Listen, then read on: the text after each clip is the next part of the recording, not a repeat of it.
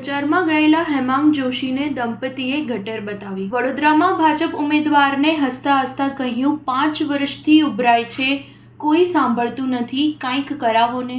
લોકસભાની ચૂંટણીને આડે હવે ગણતરીના દિવસો બાકી રહ્યા છે, ત્યારે ભાજપ અને કોંગ્રેસના ઉમેદવારો દ્વારા પ્રચારનું જોર વધારી દેવામાં આવ્યું છે। વડોદરા લોકસભાના ભાજપના ઉમેદવાર હેમાંગ જોશી દ્વારા શહેરના દરેક વિસ્તારમાં પ્રચારની શરૂઆત કરી દેવામાં આવી છે। પ્રચારમાં એક પણ વિસ્તાર છૂટી ન જાય તે માટે સવારથી લઈને મોડી સાંજે પ્રચાર કરવામાં આવી રહ્યો છે।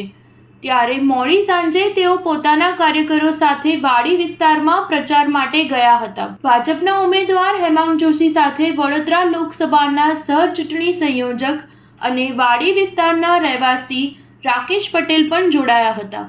આ દરમિયાન તેઓને ડ્રેનેજ લાઇનની સમસ્યાથી ત્રાસી ગયેલા પરિવારની ફરિયાદ સાંભળવાનો વારો આવ્યો હતો। એક દંપતી હેમાંગ જોશીને જણાવ્યું કે છેલ્લા 5 વર્ષથી ડ્રેનેજ લાઇન ઉભરાવાની સમસ્યા છે। સ્થાનિક અગ્રણીઓને અને કાઉન્સિલરોને અનેક વખત રજૂઆતો કરવા છતાં સમસ્યાનો ઉકેલ આવતો નથી।